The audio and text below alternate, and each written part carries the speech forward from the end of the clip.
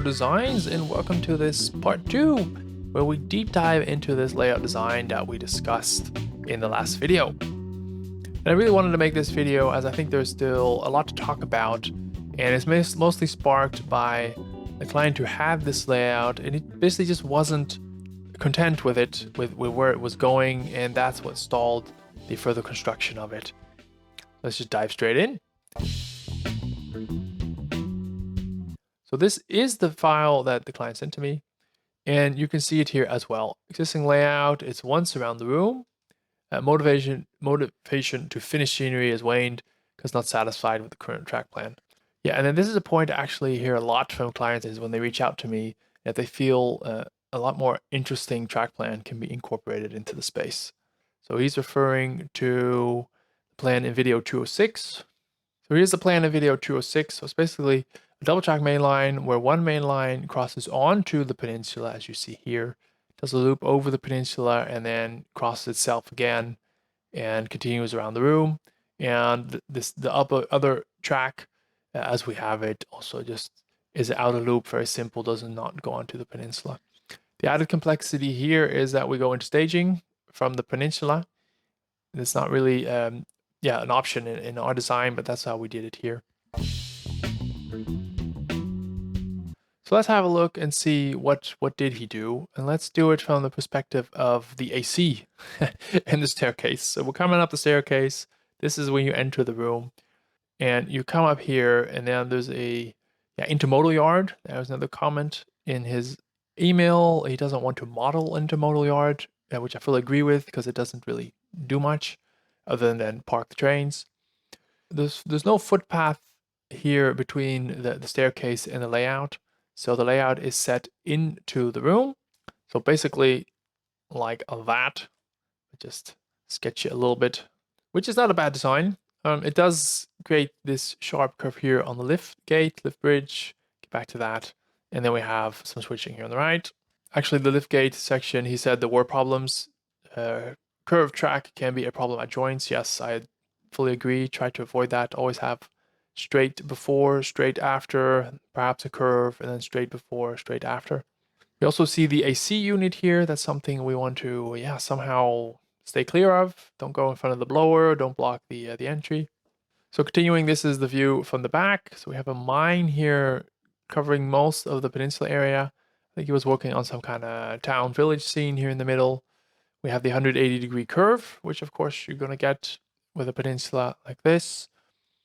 Again, the industry is on the right. Here's the second half of the peninsula. So basically a scenery, making that curve again, 180-degree. And then here on the left, an industry. You block the view from the staircase, closing the room off a little bit. I really, initially, I thought this is my opinion. It seems like a little bit of a dinge. It could also be the lighting, because the lighting doesn't reach all the way here. But I don't know if I would really close that off. This is the view in the other direction. And that's more or less it. So sketching, I didn't like that this was closed and that this section was a bit dingy. So that's why I opted to have that stick in the back, because then you still have the full length of the peninsula, but it's just a bit more open. You have two streams that you can walk in. There's nothing wrong with this design, to be honest. The nice part is that the layout slowly reveals itself. So you walk in and you're like, oh, it's a nice layout, and then you walk around the corner and you're like, wow, there's like so much more, etc. Which is quite nice to have. But because we are relatively constrained when it comes to space, I think we should try to get the most out of it. So that's why I opted to have this in that direction. Now let's have a look at staging and how do we get to staging. So what happens here on the right? So let me try to explain that. Is here we have a double track mainline, these two, and the inner two tracks are the double track mainline. So you see they continue. At some point, they make a crossover here to the wall, and it's double track mainline. This third track is the one that dives down to staging. So it diverts here, and then it goes around, and then it dives down. And what is happening in this whole section with these three tracks is that here, the double track mainline goes up a grade, until about this point here. That's what's called a summit of a few inches. And this other track at the same time starts to go down. So a little side story, this AC unit, we need to not block the exhaust and also not block the intake. So we need to ideally, going to the next slide, be somewhere here with our trains. So that's there. And at the same time around here, the switch, let's say, we need to go down to staging and we need to go up a bit so we have enough clearance for this track to cross over. So switching back to this view, here's the AC unit, here's the outflow, and we need to stay above that. And then the staging, I said, goes down, and here we're going to cross over the staging. So that's what I mentioned earlier. Oh, is the arrow still there? This is where we cross over the staging. So to cross over the main line and the staging, we need more height, and for that to happen, we need to go up with the main line, up and over a little summit, and then we can go back down to the main deck height, as where the staging would just continue to go down, down, down, down, down. So I hope that clears things up. Another tricky part is that this is a nook. There is a nook here. So that's at, what is it, 60-inch. So there is not really a lot of space to do a double track, a double deck or something fancy that goes up.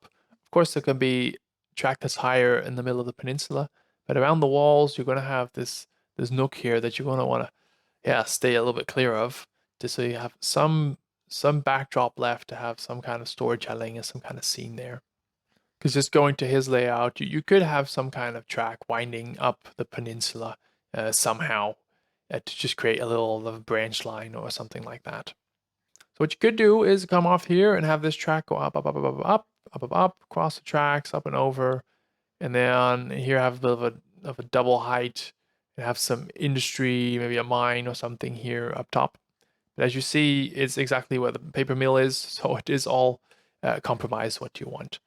And I said the client wanted a mine, so eventually we have settled on just having the loading bay, the chute right here, because it functionally gives the same as having an entire mine, especially modern day mines are like this.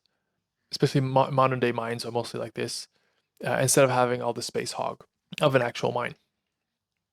Now switching back quickly to video number 206, because a viewer did comment on that and it comes back into this design as well. So I just wanted to explain that for a minute.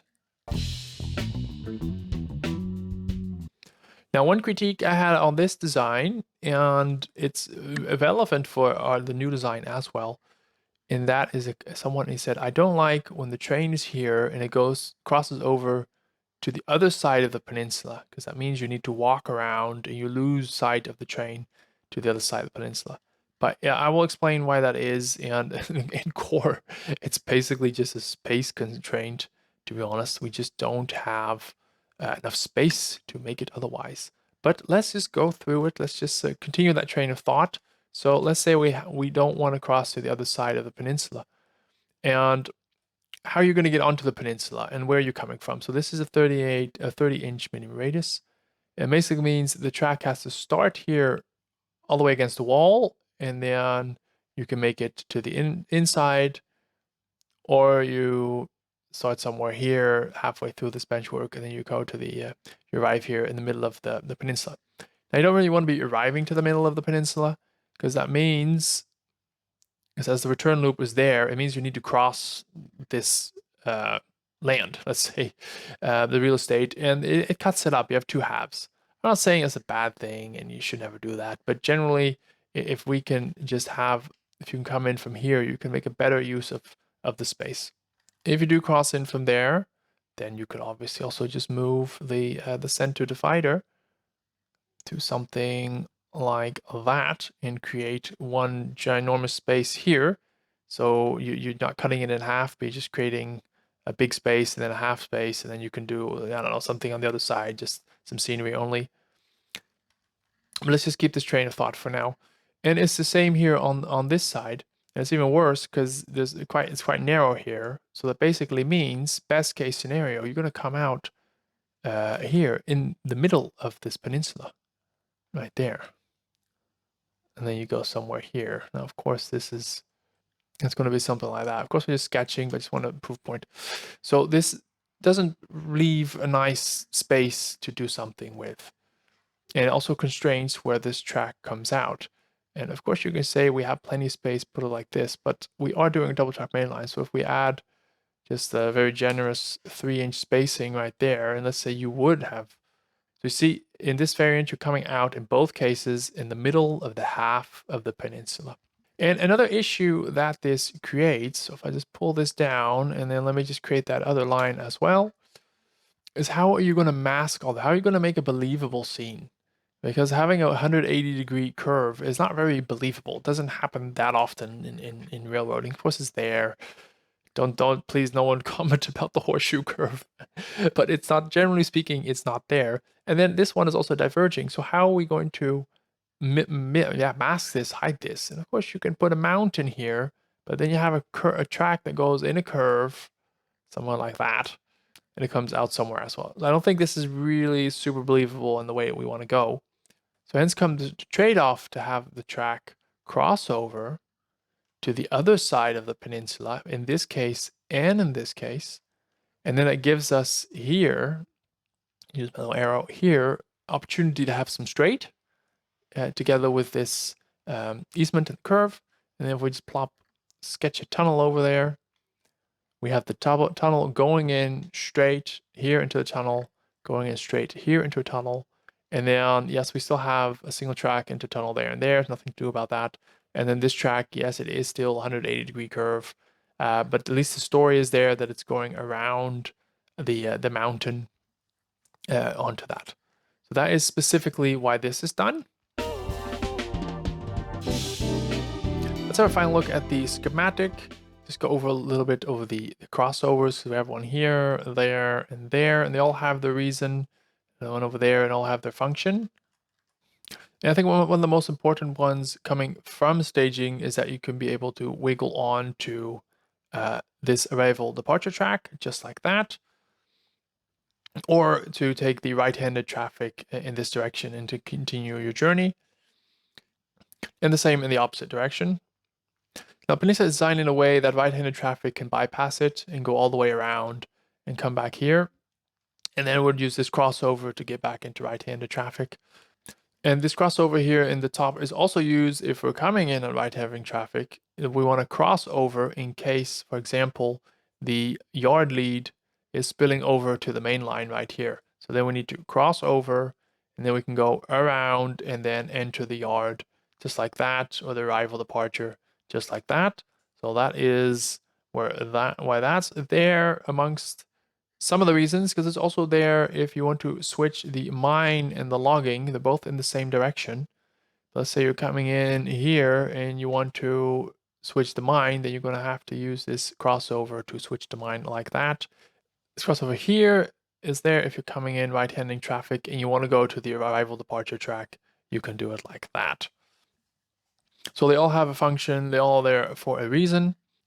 Now, something else fun you could do is you could have a little local departure from the yard, and you just go around, maybe you pick up a car here, maybe not. Go around, go to this cement dealer, pick up a car there, then go to the logging, pick up a car at a logging camp, and then go back, cross this turnout, reverse, and then forward onto the return loop to then come back to the yard. That will be like a fun little loop. So looking at the layout, that basically means you depart from the yard, you do a loop, you switch something maybe here, you go all the way around, you can switch something right there because they're trailing, around, then you can switch logging because they're trailing, go forward a bit, then reverse all the way back to here, and then you can take this second return loop and then go back to the yard. I think that will be a fun little job. And that is the deep dive, and this design is available on my web shop, and then it includes everything basically you saw right here, the drawing with all the scenery, all the layout elements pointed out and explained. The staging is there with layout elements, then the schematic is there. The grades are there. There's also a second file where the grades are calculated by any rail. So it gives height at every section. Then also the elevations are explained in a bit more detail, dimensions to make the bench work for the top layer, the second layer, and then of course the parts list for all the track that you're going to need to build a layout. So that's all for this second deep dive. Thank you very much for watching. Till the next time.